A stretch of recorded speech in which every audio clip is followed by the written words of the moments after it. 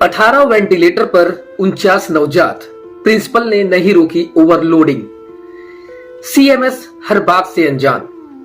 आखिर Jhansi medical college में 10 बच्चों की मौत के इस हादसे को अनहोनी कहें या फिर कुछ और। कौन है इस हादसे का जिम्मेदार?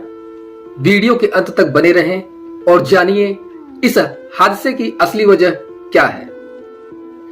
15 नवंबर की रात जो चीखें गूंजी वो उन तमाम लापरवाहियों का नतीजा है जो पिछले कई दिनों से नजरअंदाज की जा रही थी। इसके लिए वहां का प्रबंधन, डॉक्टर और मेंटेनेंस स्टाफ सीधे जिम्मेदार है।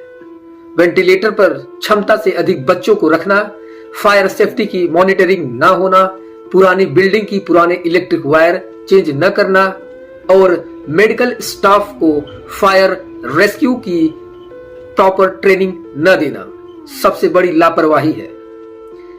अगर सभी ईमानदारी से अपने काम को करते तो आज 10 गोद सूनी नहीं होती, किलकारियां आग में झुलसकर शांत नहीं होती।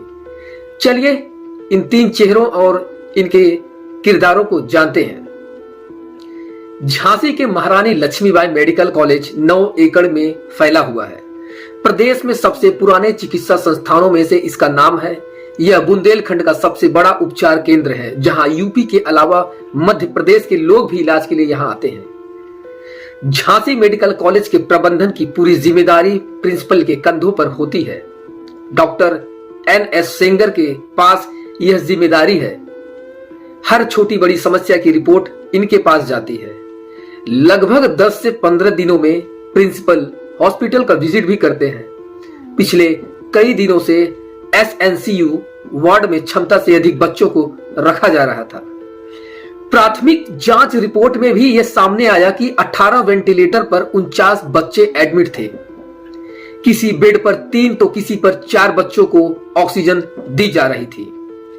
इससे इन्फेक्शन का खतरा तो था ही, बच्चों को आग से बचाने में भी दिक्कत हुई।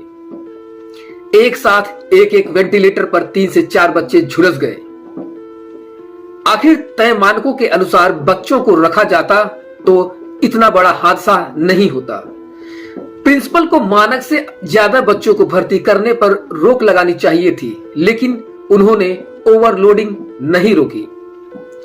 मेडिकल कॉलेज प्रबंधन के दूसरे अहम किरदार हैं डॉक्टर सचिन माहौर, जो यहां के CMS हैं।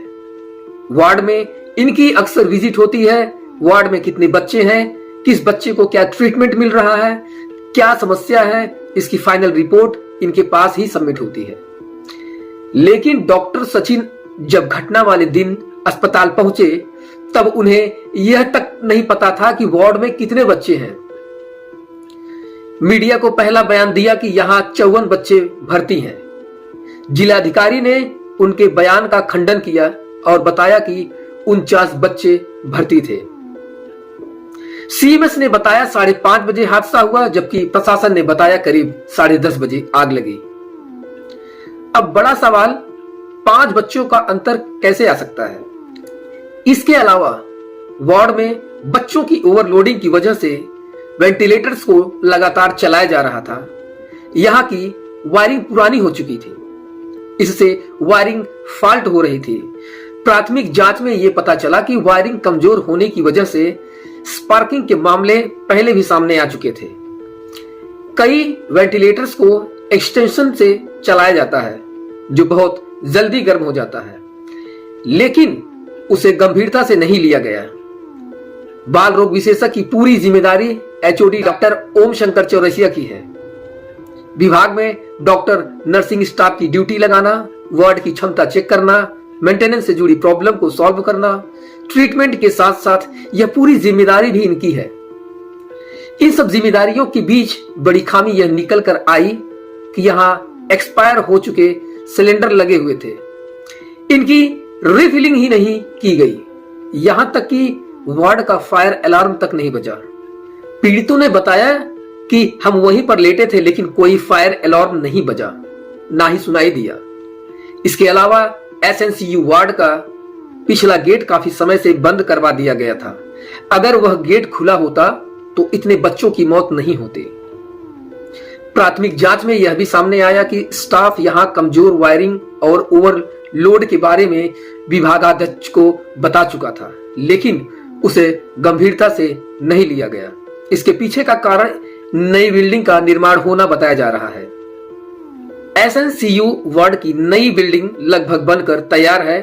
उसे 14 नवंबर को शुरुआत करने की घोषणा भी हुई थी, लेकिन वह शुरू नहीं हो पाई। उस बिल्डिंग के चलते ही ये कैजुअल अप्रोच रखी गई कि जल्द शिफ्ट हो जाएंगे। झांसी मेडिकल कॉलेज में जिस special new born care unit में आग लगी, उसी के बगल में नई बिल्डिंग बनकर तैयार है।